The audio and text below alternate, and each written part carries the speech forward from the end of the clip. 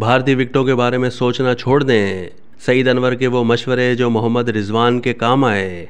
पाकिस्तान के wicket keeper batsman Mohammad Rizwan का कहना है कि उन्हें माजी के ओपनर सईद अनवर ने मशवरा दिया था कि भारतीय विकेटों के बारे में सोचना छोड़ दें। मैच से मुतालिक सईद अनवर समेत तमाम सीनियर खिलाड़ियों से बातचीत की थी।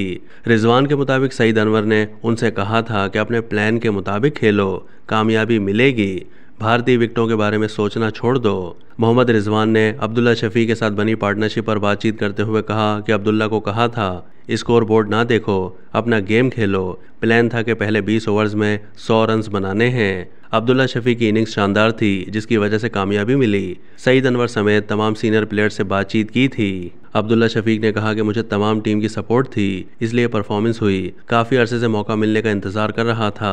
अल्लाह का शुक्र है कि परफॉर्मेंस ऐसी हुई कि हम मैच भी जीते। शुरू में विकेटें गिरने से प्रेशर आ गया था। मोहम्मद रिजवान ऐसी सूरत हाल का सामना पहले भी कर चुके हैं। रिजवान ने प्लान किया कि पार्टनरशिप लगानी है। अब तक के लिए इतना ही। मज़ीद मालूमात के लिए डेली जंग के यूट्यूब चैनल को सब्सक्राइब कीजिए।